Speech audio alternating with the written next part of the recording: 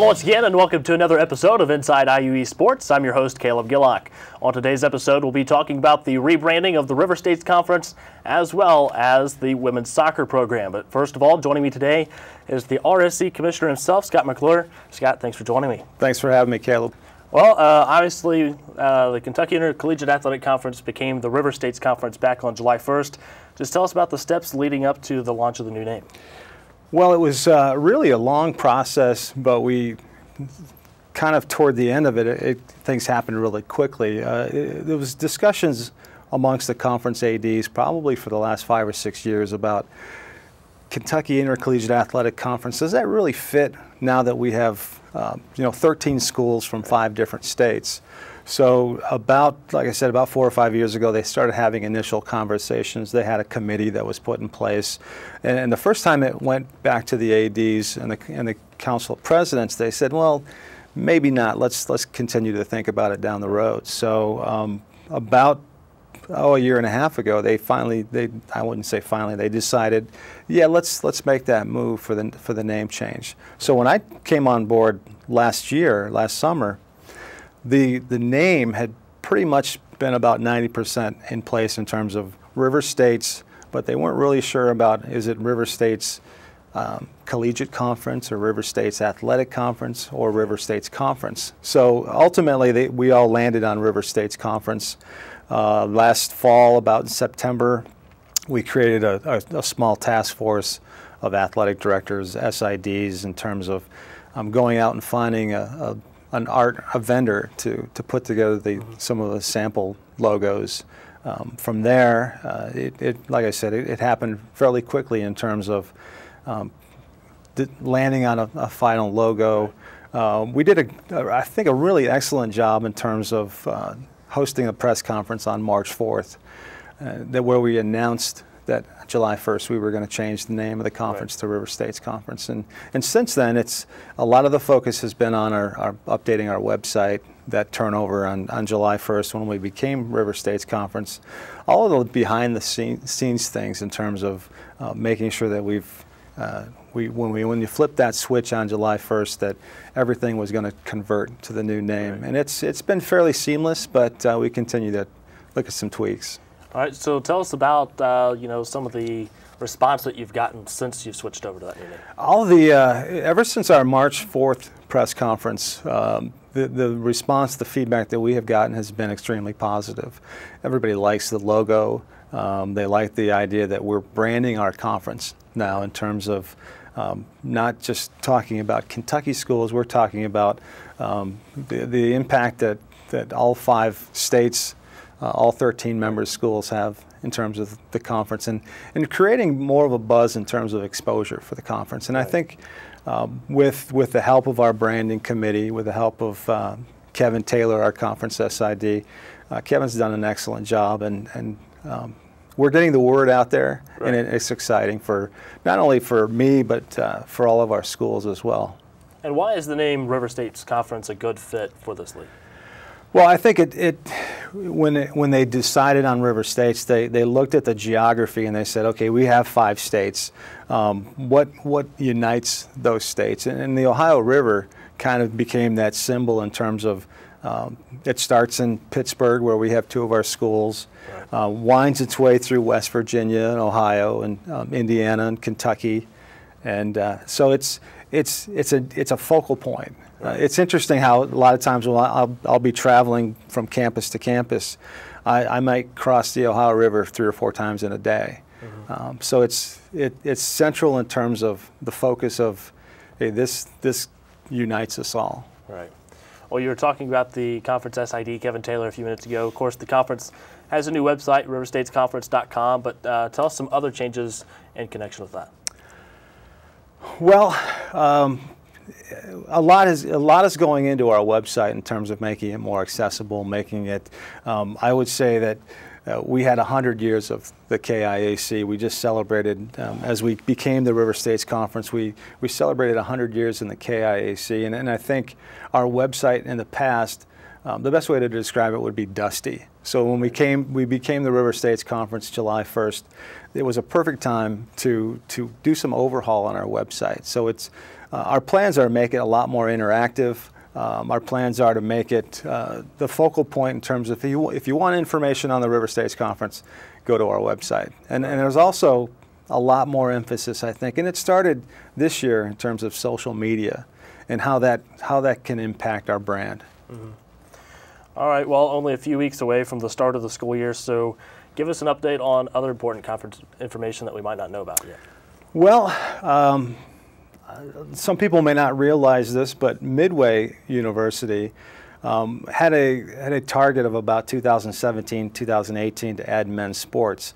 Well, with the closing of the campus, St. Catherine College in Kentucky, which is a neighboring NAIA school, they were able to bring on 3 or 4 men's sports. So it kind of sped up the timeline. So in the sports of men's basketball, men's golf, men's soccer, and baseball, Midway University will be a new member, not necessarily a new member school, but they will be adding 4 sports to our conference, which is exciting in the fact that we didn't add any schools over the past year, but we've added teams within our schools. And I think that was huge because as I was talking with Joe Griffin and Kyle Wright earlier today, I think it showed the flexibility of our schools, because I think we were able to make this happen in terms of changing some schedules and doing some things and being flexible. And I think it's going to be good for Midway, obviously, in adding men's sports and boosting their enrollment. But it's going to make our conference stronger in the long run. Are there any schools that are looking to get into the conference potentially? We've had some. We had one application this year, and that's kind of been put on the back burner in terms of. Hopefully they can add some sports and be a better fit for our conference in the future. But we've had some other discussions about some schools that may be looking to come back to the NAIA that are currently NCAA, and that's exciting for me because I used to work at the NAIA national office, and I know that membership is always a key in terms of boosting the organization. If the membership is good, it's just like our conference. If the membership is stable, everybody feels much better about where we're at. All right. Well, you've been on the job as commissioner for an entire year now. Just tell us a little bit about what the job's been like so far. Well, it's been a lot of fun. I've chips this year, and the prevailing thought is this year that our teams are getting better. Our teams are more competitive. We saw that in a few of our sports at the national level as well. There's more, there's parity, but there's a sense that like I said, our teams, our coaches, it's a much stronger conference than it's been in the last few years. All right. Well, if you had to choose some highlights from your job from this past year, what would they be? Well, as I look at, I would look at kind of seasonally. In the fall, obviously, University of Rio Grande men's soccer wins a national championship.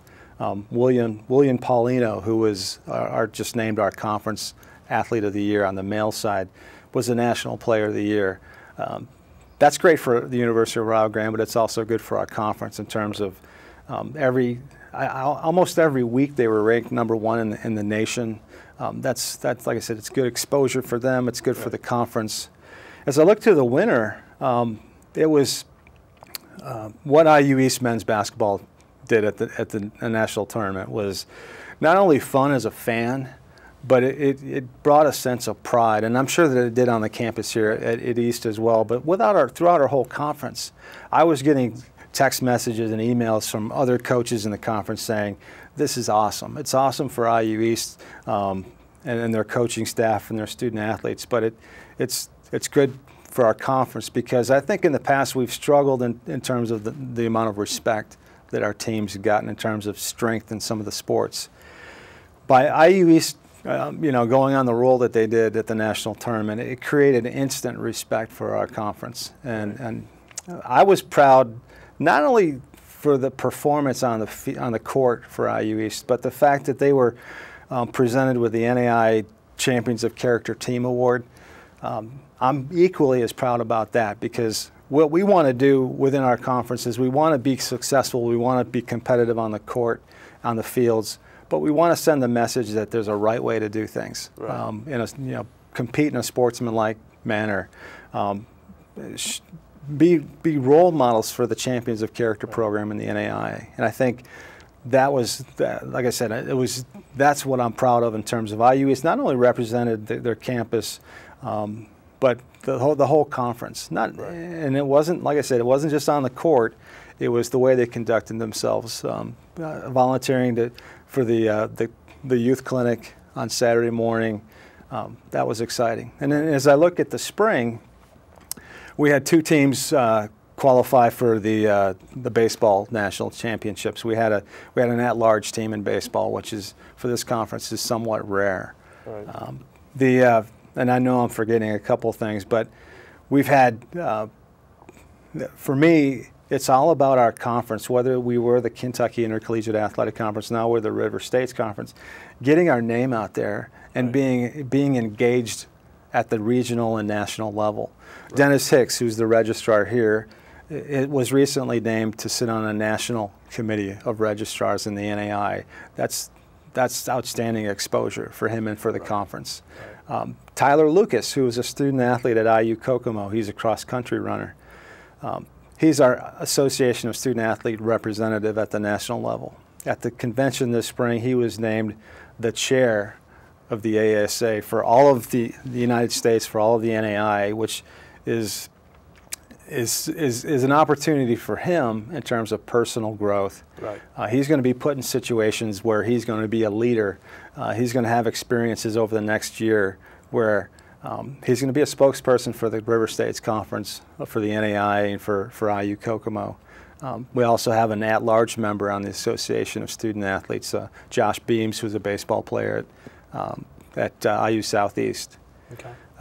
Who else? Brooke Runyon, also IU Kokomo women's cross-country runner. She was selected to participate in the NAI American Red Cross Leadership Project, which was about two or three weeks ago, 2 weeks in Washington, D.C., where it was a leadership kind of a summit where 14 of the top NAI student athletes got a chance to go there to work with the Red Cross in terms of developing some leadership, developing blood drives on their campus. So it's once again, it's about becoming more competitive at the national level, but also increasing our exposure as well.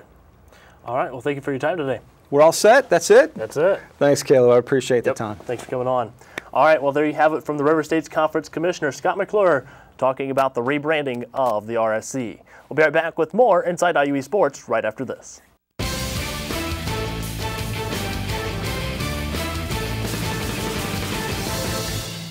This is where a busy mom can work toward a bachelor's degree from a top national university during softball practice.